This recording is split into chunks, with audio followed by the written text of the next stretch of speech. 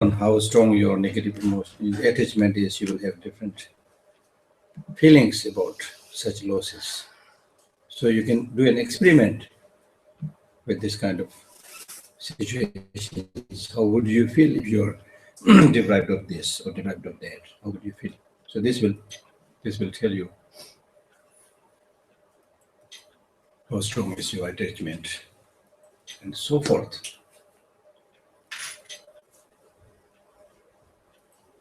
Attachment, as I said, is not like anger, which is immediately like harsh and make your mind completely turbulent, agitated. Attachment comes in a very softer way, in a very soft way, in a friendly manner. But the long-term damage done by attachment can be more severe and destructive than anger. Anger, hatred, they come and it's like a violent, hurricane. A violent hurricane comes and does all the destruction and leaves everything ruin and disappear. But attachment doesn't come like that. It comes in a very friendly way. Come with me. Let's enjoy. Let's go to nightclub. I will look after the expenses. It's the difference between attachment and love. Love? Are you talking about ordinary love or real love? Love. But if you have an Ordinary attachment love. to the person and you love the person, it should be a Very fine, very fine line. very attachment. Yeah. Normally, we love person with attachment. Ordinarily speaking, our love is alloyed with attachment. So therefore, the Buddhist teachings are saying you can love that person without attachment. And when you hear this for the first time, what? How can I do this? Because in your understanding, or in our understanding, ordinary understanding of love, it means get sucked into that person. Tie your neck with that person. How much I love you. Be together physically. But the Buddhist teaching says, no. As somebody, not only Buddhist, but somebody with wisdom said, love is not how many times you touch each other, but how many times you reach each other. You reach each other. That means meaningly, mentally how you reach each other, how much you care about person. It's not so much physical touching, hugging, Then ordinary love is a love-hate relationship, It comes together. Now you're loving, the next time you're fighting, love-hate relationship. The genuine loving kindness, you love that person. The ordinary love, you love that person because this one is my husband. This one is my children. My. It blind love. You are the reason. You are the reason. As soon as that person changes his or her attitude towards you in terms of loving you, you also change your attitude. That person is not loving me anymore, so I also stop loving. So that is called business love. You give me, I give you. That's business love, you see. But the Buddhist teaching, when we talk about cultivating loving kindness, we are saying that you love other people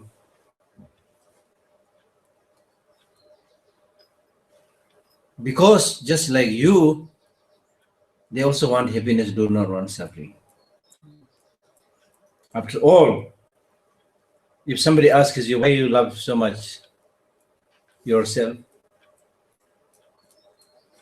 it's primarily because you want happiness, don't want suffering. Therefore, you love yourself and try your best to take care of yourself. So similarly, you love others, not because they belong to you or they are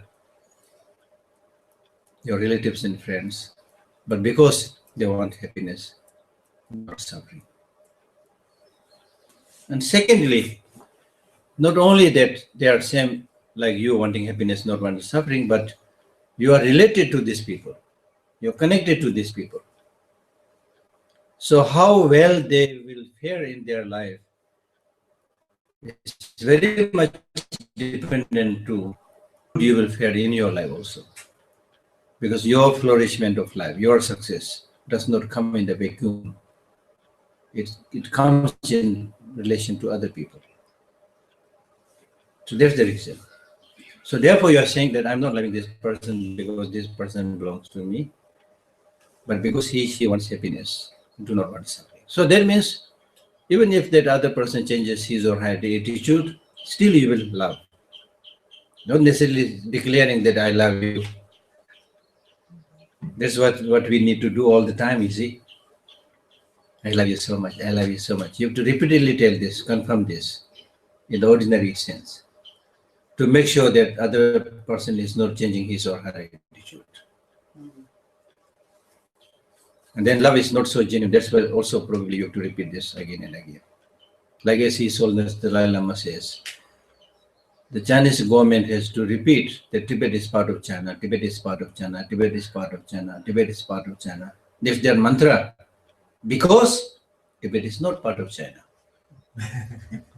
If it is part of China, then why do they have to say this again? It's part of China. Simply treat them nicely like other Chinese people. When it is not, then you have to repeat. So similarly, I may be wrong. This is something that came in my mind just now by talking, you see. So similarly, when in ordinary love, you have to repeat this mantra, I love you, because something is not functioning very well. If it's functioning well, you don't need to repeat. It's understandable, you see. The husband and wife understand each other, so you don't have to repeat, you see. When you're not so sure, then you have to repeat, you see. Probably, I'm not so sure. Probably. So my point was, it is important to identify each of these destructive negative emotions clearly so that you are able to distance yourself from their harms.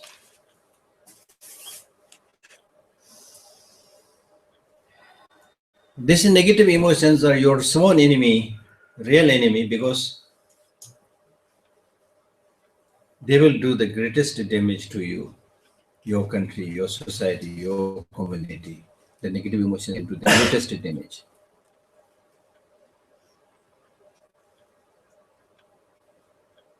For example, say in Israel, you have certain enemies in the neighborhood, let us say. So you start thinking that the greatest damage is done by the enemy. But if you reflect and think carefully, much of the damage is done within the country. People who are corrupt, exploitative, still you see as part of yourself and who are constantly with you, they do the greatest damage. Not the enemy somewhere outside. So that's why whenever there's an opportunity for me to speak to the younger Tibetan generation, I always tell them that simply criticizing the Chinese wrongdoing will not address the issue, will not solve the problem. First, you need to have harmony within the Tibetan community. First, there should be economical upliftment among the Tibetan generation. There should be proper education among the Tibetan generation. So if you take these internal matters carefully and build the house first, your own house in order, as we say, then you can easily deal with external situations, problems. And you will be strong enough so that others will have to pay attention to you. That's my fundamental belief. Like in terms of your physical health also, mental health also, if you take care of yourself properly, in terms of the food you eat, in terms of the things that you think about, when you are healthy, happy, then it means physically you are fit, nice looking, healthy, happy. People will get attracted to you. People will get attracted to you, to your physical health, to your mental health. You will have many more friends. You don't have to invite, they'll come to you, believe me. But if you don't take care of yourself, your physical health is not so situation, not so good. Your way of thinking is also disruptive, not so good. Then friends you have, they will slowly, they'll go away. You see, because people don't want to stay around a person. There's volatile, negative and things like that. So the most important thing, if you want to achieve something, that you be good, you be strong, you take care of yourself, then everything will fall into the right order, right places. But people ordinarily they don't do their homework, but simply talk about things that if I had this opportunity, I would be different. I will do this, do that. If Tibet is free, then we'll do this, we'll do that. Now in Tibet, there's no religious freedom. So therefore, very difficult. People keep on, harping on things that they cannot do. Instead of thinking on those things which you can do. Yes, in Tibet, there's no freedom. That's true. But in India, where we live, is there freedom? Yes. Then why you're not doing? If you're so interested in preserving Tibetan culture, religion, why you're not doing? I'm not saying people are not doing at all, but not enough. There's the Tibetan example. The same example applies to every individual family or every community in every part of the world. This is the human weakness. Human beings are like that, you see. Now you're here in Israel, you're thinking about moving to some other country, thinking grass is green around the other side. Then you go there and look back, did I come from there? That also looks very nice. Then you want to come back. It's human. If you don't know how to live, wherever you go, there will be problem. There will be difficulties. So therefore, the Buddhist teachings are saying that making this very human life as a heaven, as a kind of heaven, is the first thing that you need to do. Enjoying, appreciating facilities that are there at your disposal. Appreciate that. Then start doing things. Stop talking, start walking, as we say. Then things will flourish. Things will flourish. If you don't do things, you expect something, and have some great ideas, it will not solve the problem. People will not judge you what you are thinking. You judge yourself by what you think you can do. You judge yourself by what you think you can do. But people will judge you what you are doing or what you have done. You have great ideas. And you think, this, say, I'm special, But you have done nothing, so who will appreciate? So therefore, stop talking, start doing. That's the thing. That's the road to success.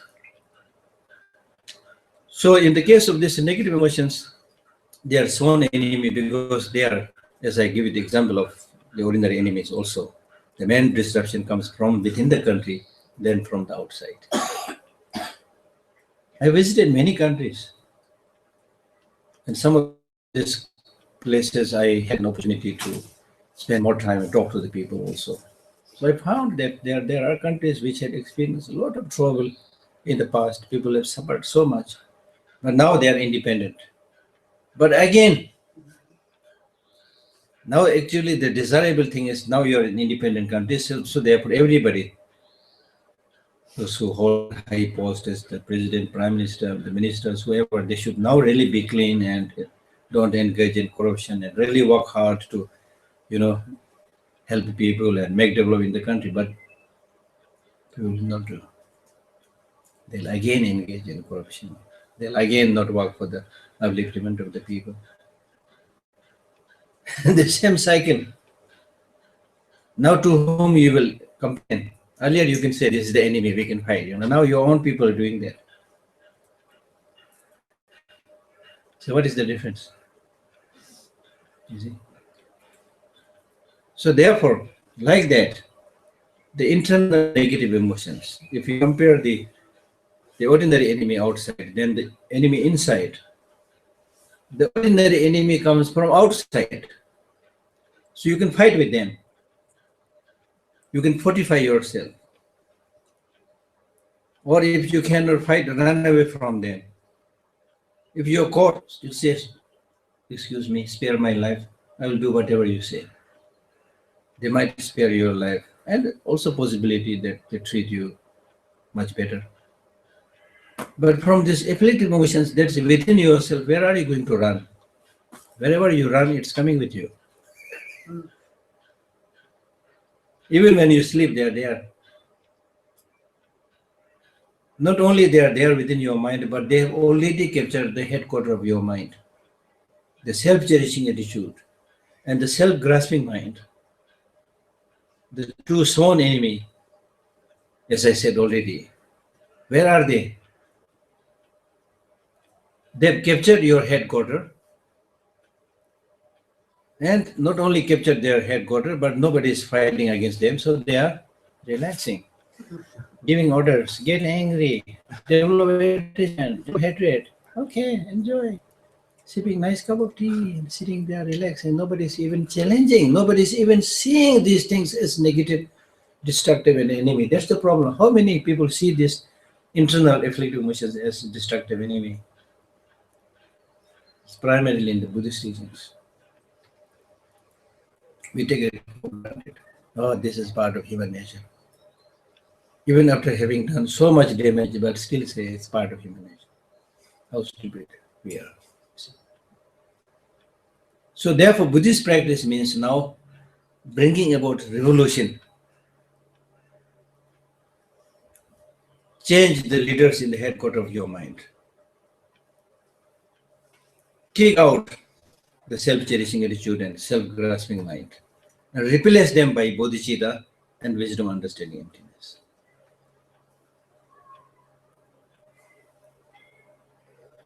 So Tibetan word for dharma or religion is chu, which means change. So if you change your mental attitude from the negative to the positive, that's dharma practice. Changing your mind from the negative to the positive, that is your dharma practice. So that is the thing. So long as you don't do that, there will be not much progress. But at the same time, the good news is that in the case of the external enemy, even if you defeat them today, they'll take time to revenge you, come back. But these negative emotions, once you banish it, they have no other place to go and come back.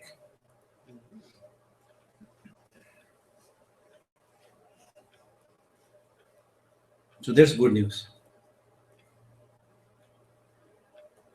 So it's only because our effort is weak that we are not able to fight with these negative emotions.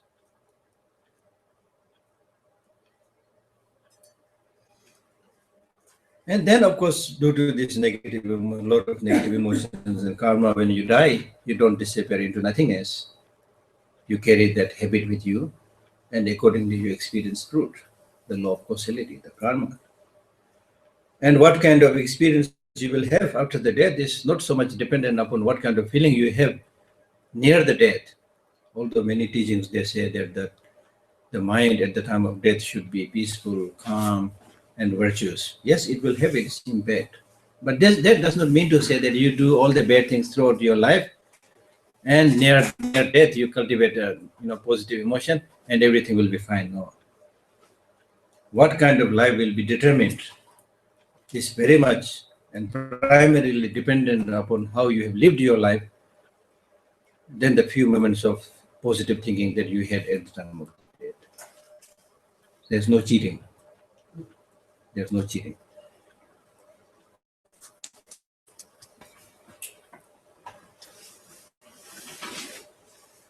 And now, since we have, somebody raised this question also, now since we have accumulated so many karmas in so many past lives, so after death, which of these karmas will give their fruit first?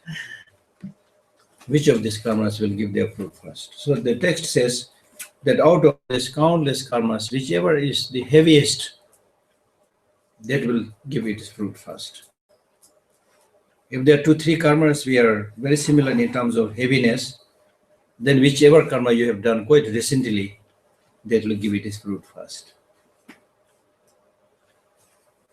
Even on that level it is same, then in whichever karma you are more habituated, that will give it its fruit first. And so forth. So again, this clearly shows the habit. Whichever negative emotion more habituated, it will become manifest at the time of the death.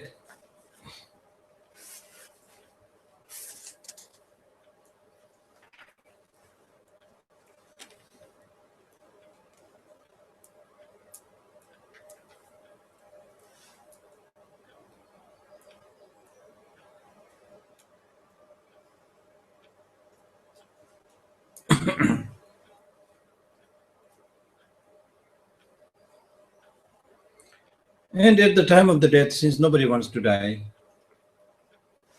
you have very strong clinging to yourself. You develop fear of losing this body, losing this self.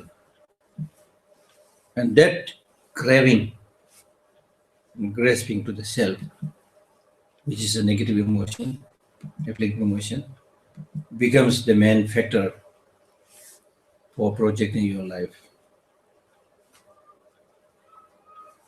and for the rebirth. So as soon as you die, then you go into that state which is called the intermediate state. Okay.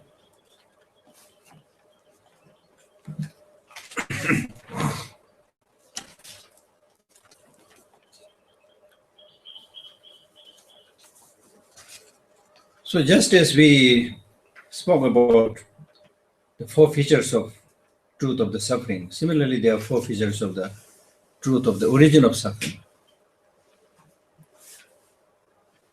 The first feature is the feature of cause, as I said, the cause of rebirth, cause of suffering, and so forth.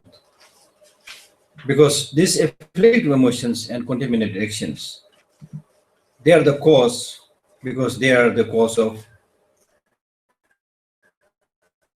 suffering, of a causal factor. The second feature is called thorough origination. Thorough origination means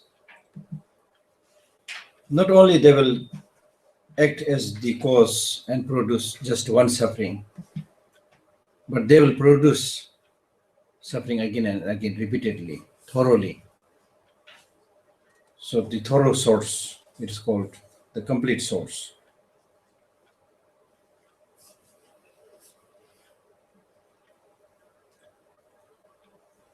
The third feature is called intense production. Intense production, meaning that if you have accumulated afflictive emotions and karma, you will produce intense suffering as the fruit. It's also called a factor, a condition, not just a cause, but also a condition, because it acts as a, for example, the craving. For example, as I said earlier, just before death, you develop this very strong craving to your body, and that craving then acts as a cooperative condition for the next rebirth. Therefore, this is called the condition, cooperative condition. There may be many other factors, but this craving will also act as a very important factor for the next rebirth. So these are the 4 features of the true source of the, origin of suffering. So I have more or less explained the meaning of afflictive emotions, how destructive they are, why it is important to remove them. And then karma. Some of you have attended my other workshops also, but karma basically means action. Do good, have good, do bad, have bad. So that means karma. So there are different kinds of karmas.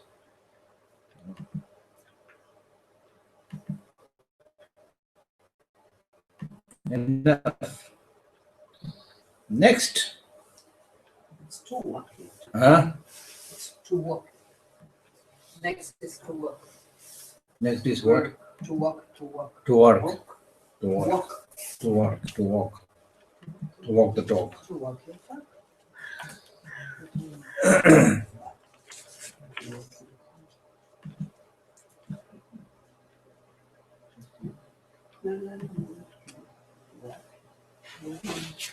Then here, if I explain a little bit about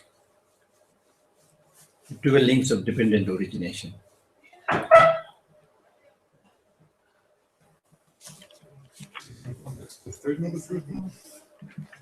No. Second. 2 seconds? Yeah. The causes of suffering? Hmm? The second one? 12 links of dependent origination. 12. 12 links of dependent origination.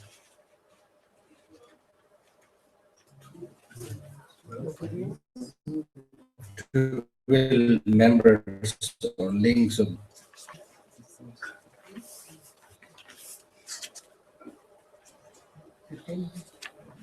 this comes from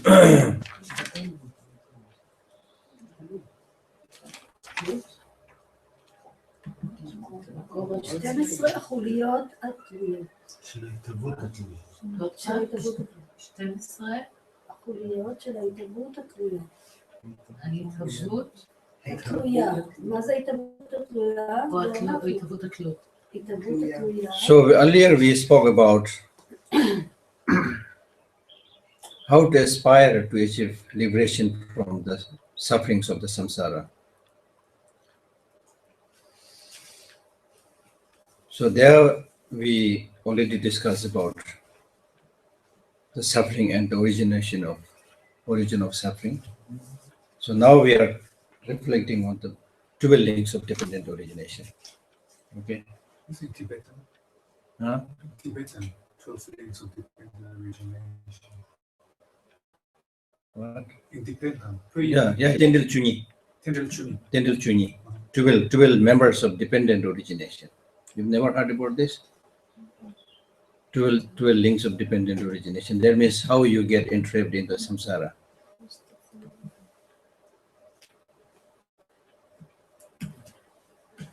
So, in the Dharma, friends of Israel, you have a big map of 12 links of dependent origination. Yes, here, yeah. So here. So we can go there and study there. Yeah. There will be. So that you will be able to know that the Dharma teaching does not have to be sitting all the time. Here? Yeah. Okay. Yes.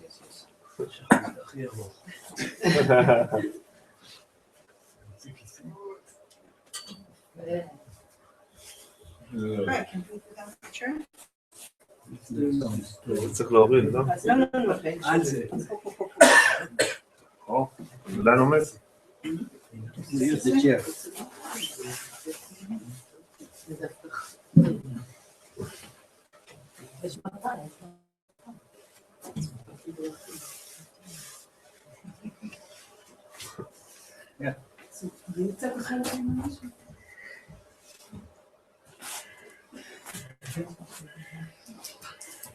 Yeah.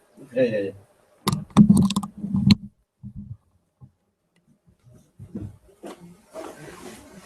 Okay.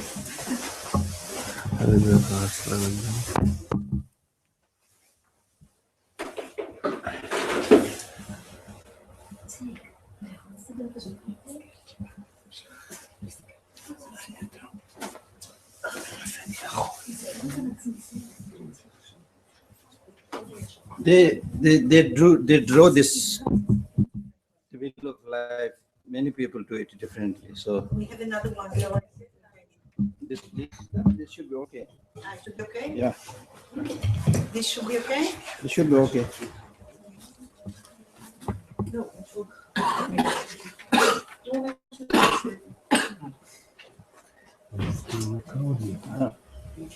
Then I sit down, maybe. If you want to show it. Yeah, so I will quickly And so this whole thing is called the wheel of life. It's drawn like in a wheel to show that how we get entrapped and in this wheel. Sometimes born here, sometimes born here, sometimes born here, like that. Okay. So these 6 partitions here, how many? 2, 3, 4, 5, 6. 6 partitions. These are called 6 migrations. 6 existences. Okay. 6 existences. So out of these 6 existences are said to be represent suffering actually. The sufferings in these 6 existences, 3 bad existences, 3 good existences, but still there are a lot of suffering. Suffering of human being, hungry ghost, hell being, animals, and so forth, as I explained earlier. So these sufferings come primarily from the 3 in the center, which are symbolized by these 3 animals: the snake, a pig, and a bird. Okay, and the bird, it may be peacock or pigeon or whatever. Okay, so normally they draw. I think it's a drawing like that here. You will see the tail of the 2 animals, the bird and the snake, coming from the mouth of the pig. The pig symbolizes ignorance. As we discussed already, ignorance is the root cause of all problem, all evil emotions. So to denote that, you have the pig, and from his mouth comes the snake, which represents hatred or anger, and then the bird, which symbolizes attachment. Normally they have a pigeon. Pigeon is said to be very fond of attachment. Okay. Anyway, something like that. So they are the real motivating force for all our sufferings and afflictive emotions. And then depending upon what kind of karma we do, we are born into this. There are 2 possibilities. One side is black, another side is white. The white side symbolizes doing positive things. You go up. If you do the positive things, you go all the way all down. Then black side, go all the way down, headlong down, falling down. Okay. So the way we get entrapped, and then the six realms. Sometimes they have only 5 partitions.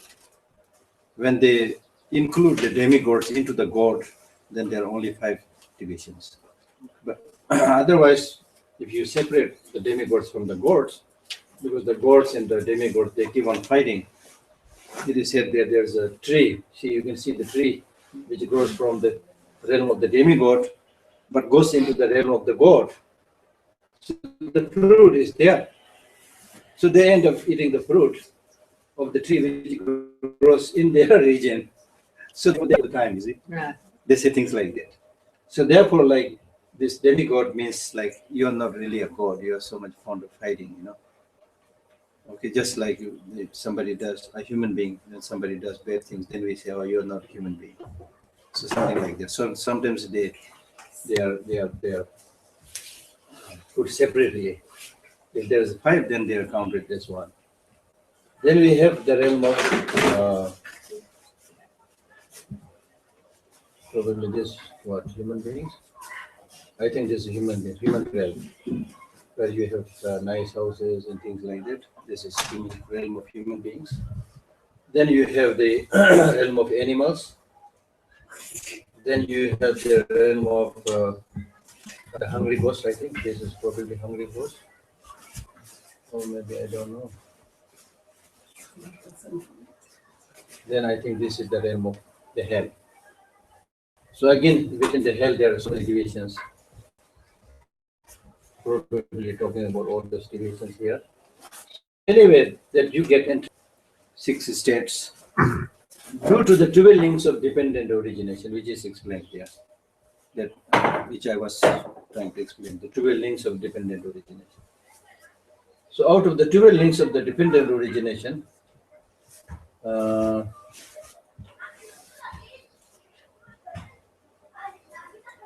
Starts from here, I think. This symbolizes ignorance.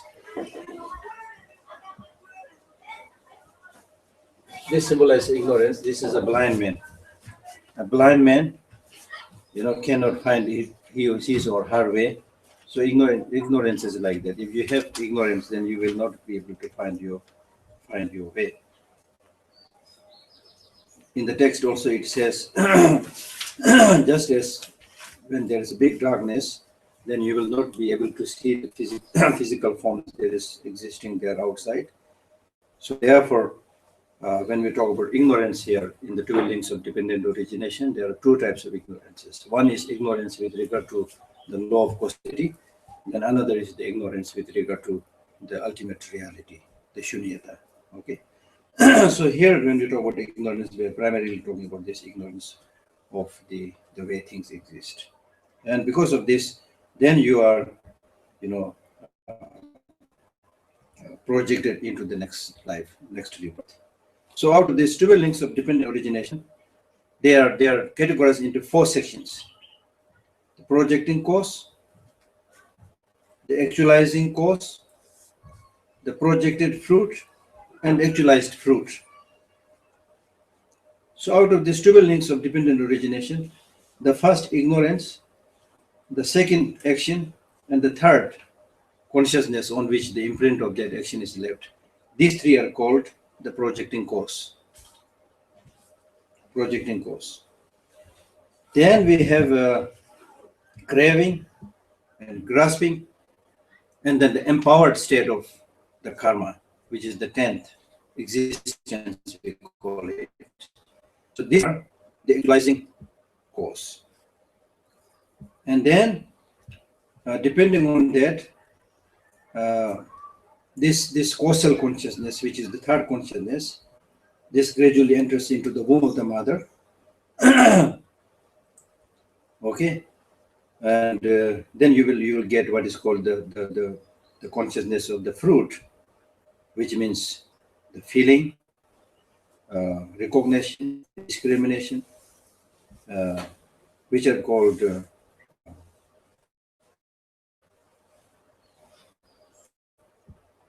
these 3 kind of states of consciousness is called name. And then you have this physical form, which is the mixture of the semen and the blood from the father and the mother. So that is called form, name and form. So then likewise you have the 6 senses, and also contact, and then also feeling. So these are the projected fruit. And then we have finally we have the dependent origination of birth, and then aging and death. So these last 3 are called actualized fruit. So this is how it is explained. So therefore, now this symbolizes, this blind old man symbolizes ignorance, just as a blind man will not be able to see his way, find his path. So similarly, when you have ignorance, you will not be able to find the correct path. The second is the action. Here in this case, a person who is in action, making a potter, making a mud pot. So he's a potter. The action is represented by a potter. And third is consciousness. Our mind is, we compare mind to, this is represented by the mind, which is always like moving around and not settled. And then fourth, name and form, as I already explained. Then the 6 senses, just as when you construct a house, you have some doors. The senses are like doors. Then contact, touch. Here you can see male and female union, contact. And then from this contact gets feeling. Feeling. And then from their feeling then rises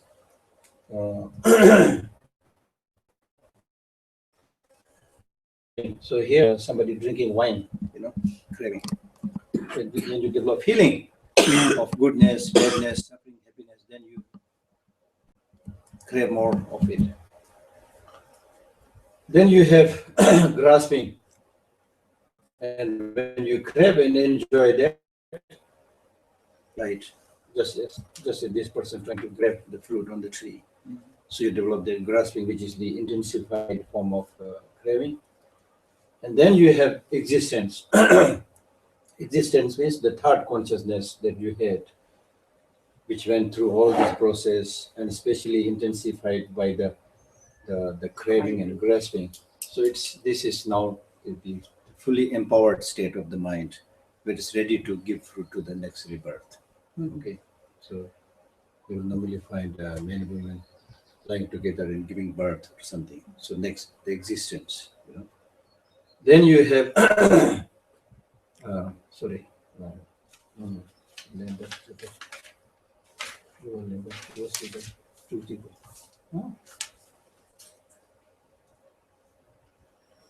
Anyway, the next is birth. Okay, next is birth. Yeah, and then aging and death. So that's dwelling. And who is taking all the?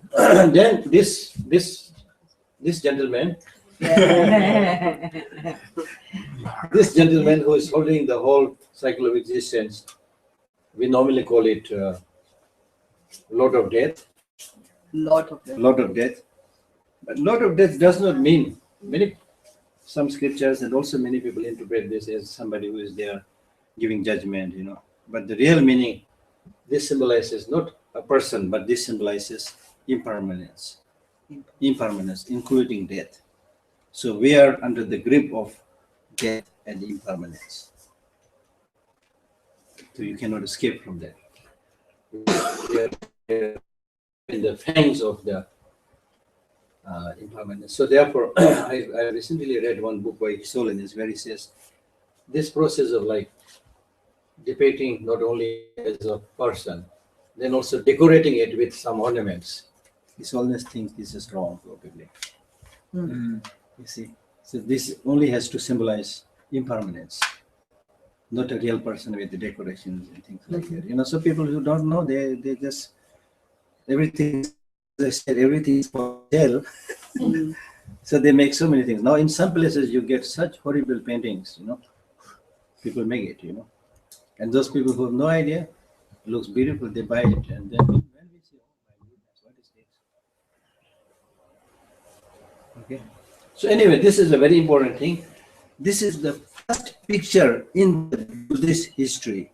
Let's say first picture, first drawing in the Buddhist history, commissioned by Buddha himself, saying that make such a drawing. And actually the story is, I think at the time of the Indian king Bimbisara, who had a very good friend, and they were exchanging some gifts. And the one gift that he got from the other king was so priceless that he was at a loss. How can he repay that kindness? What kind of gift he can give? So he could not come with any requested him. Then he commissioned to make such a drawing. Then normally we have a few lines here, which talks about how you get trapped in the samsara. So how would you get out of the samsara? So there are 3-4 verses here normally. They write those verses also. So therefore the Buddha said that every temple should have this drawing at the entrance. Every temple should have this drawing at the entrance. And there should be also, a person should be appointed. It's interesting, these things, we are not studying and practicing these things. A person should be appointed who is able to explain this properly, so that whenever people come to the temple, visit the monastery, that he is able to explain it. It's a beautiful idea, you see. So many of these things now we are not doing. That's why I'm getting up and explaining this. To say that this visual images, paintings, explaining things through paintings. That's also there in the Buddhist tradition. And it will be very, very easy for people to understand these things. So we can think about using many more such paintings. Okay? The sun and the moon are also representing something, or just Sun and moon probably is symbolizing.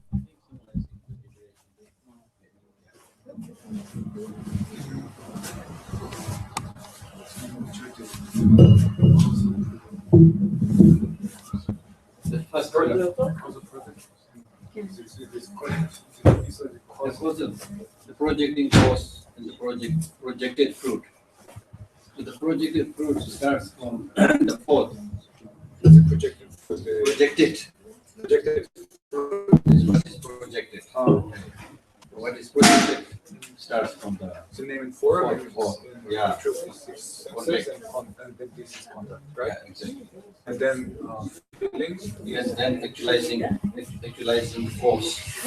Actualizing force. Then the last bit, actualized fruit. This is projected fruit. Yeah. This is actualized fruit and projected. Exactly. Thank you.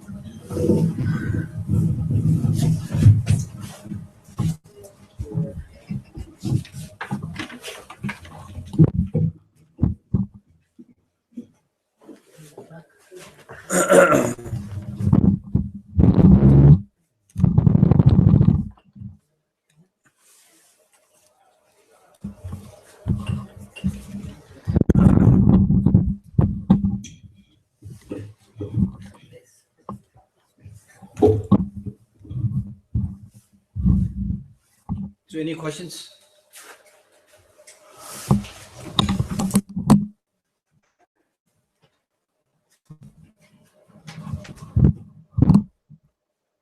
And then the third, if you no question, then the third of the Four Noble Truth is the truth of the cessation of suffering. Truth of the cessation of the suffering. The truth of the cessation of suffering here basically means nirvana, liberation, cessation of suffering, state where all the afflictive emotions with the seeds have completely ceased.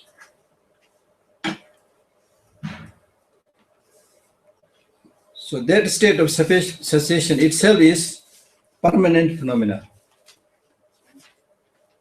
Permanent phenomena. It's not an impermanent phenomena. Once somebody asked me that if it is a permanent phenomena, how will it help you? It will help you in the sense because you reach that state where there is no afflictive emotions coming back.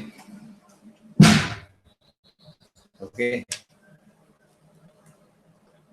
So what is important for us to understand is that these afflictive emotions, however strong, however strongly entrenched in us, but they can be eliminated. They can be reduced.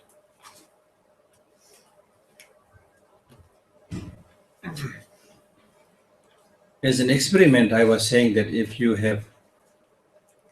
try to lessen the impact of one of the afflictive emotions within you, which is the predominant presence, and then within certain passage of time, you will be able to see that it is less. So at that time, you have obtained almost like a small state of cessation of that afflictive emotion. So from there, you can get the idea that how it is possible to achieve that state, complete state of cessation of afflictive emotions. As I already explained, that these afflictive emotions can be removed because number one, they are narrow-minded. Number two, they are not based on solid reason and foundation. They are based on misconception of the reality. They are untrue. So they can be defeated. Okay, whereas those other opponent practices like wisdom, compassion, and so forth, they are based on truth, based on reason. So they can be empowered. to banish the negative emotions. So that's good news. So that's why Buddha is not talking about just suffering and the origin of suffering, but he's also talking about achieving that high happiness in the form of total liberation from the samsara, from the influence of afflictive emotions and suffering. So that's good news. And one can, through one's own personal experience, one can know that the less you get angry, the happier you will be. I mean, small factual things like that you need to think before thinking about big things like nirvana, enlightenment, based on your own personal experience. You will realize that it is much better you smile and laugh and relax rather than you get tense and angry and unhappy. That's for sure. So with that understanding, you should intensify your effort in reducing the negative emotions and in strengthening the positive emotions. Does it make sense?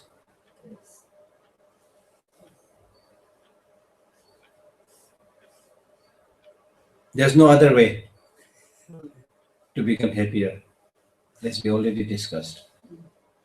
Not just money, not just friends, not just relatives and things like that. They may be of some help here and there because they are not enlightened. I'm not saying they're useless and things like that. I'm not also saying that stop the relationship. When your mind is not ready, you cannot just stop things. You need to think carefully, plan carefully, and then make a decision properly. Otherwise, you get excited by hearing the teaching. This samsara is full of suffering, and then you suddenly, decide something. Then very soon you will end up experiencing a lot of problem because you're mentally not ready. It was a kind of on-the-spot decision, without having thought properly. There's this story of a person at the time of Milarepa who was so excited by the Milarepa's way of life and his teaching. And he said, I will also follow him. And then like that, he decided, distributed all his wealth to family, friends, whatever, and made an effort to live like Milarepa. But his mind was actually not ready. But he made this decision, distributed everything. Then he started suffering because he was not ready. Then he started saying that, it was Milarepa who made me a beggar. So instead of appreciating the teacher, now you're saying bad things against him. It's Milarepa who made me the beggar. You see? So it will happen like that for you also. Some people, I also met some people in Dharamsala who come to me and say, Geshe, I want to become a monk. I want to become a nun. So in my case, many other great teachers, they would say, oh, wonderful, this is the best thing you can do, Of course, that is wonderful. But in my case, I'm not that great like them. So I tell them, okay, it's a good idea you want to become a monk and nun, but how would you look after yourself? Nothing much to do with Dharma. On a practical level, I want to make sure that they are not becoming insane. You see? People can get insane by following up everything, then finally having nothing, We are very fond of imitating other people without properly thinking, you see. We are not so different from monkey. Just like monkey, we imitate. Whatever others are doing and have done, we imitate. And whoever does the best imitation is called the scholar. So there's a likelihood of simply like imitating somebody without personally reflecting, thinking whether you can really do it or not.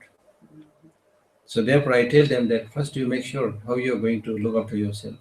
If you leave your country, say, come to Dharamsala, where are you going to stay? Who is looking after your, economical needs? So one has to be practical also. In certain areas, yes, you need to be a little bit bold also, but in certain areas, you also need to be, careful what you're deciding. Okay. So that, I mean, if you don't like look, he's a, of course we cannot compare to him, but still he's a great example.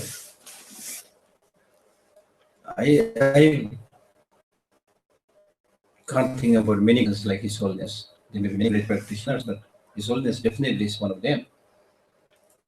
But he's not acting abnormally. Neither he is saying that he's completely enlightened, come to him, he will remove all the sufferings, things like he's neither saying that.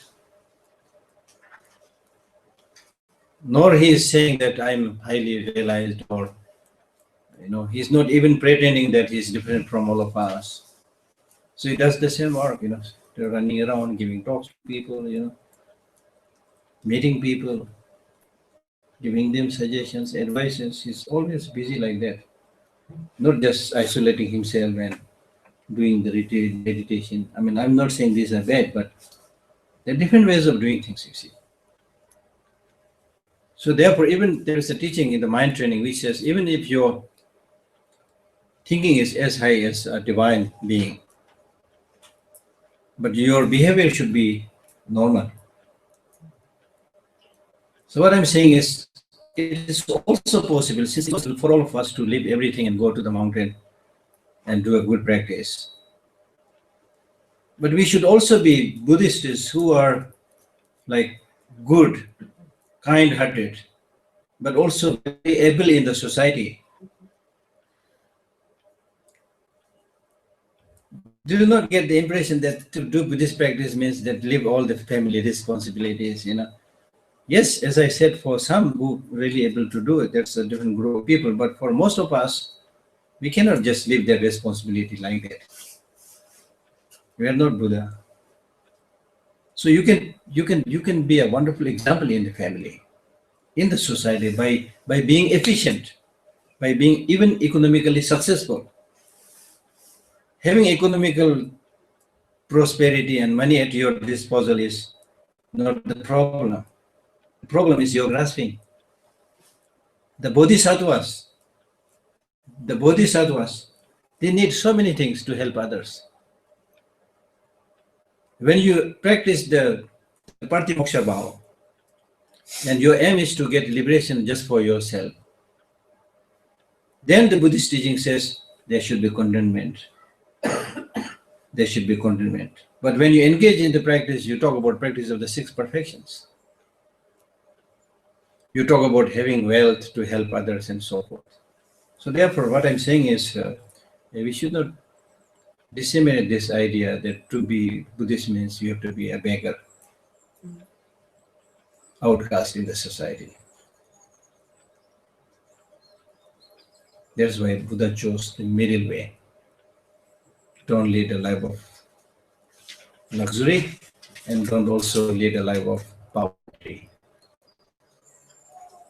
Okay, so stop here for the good news, which is lunch.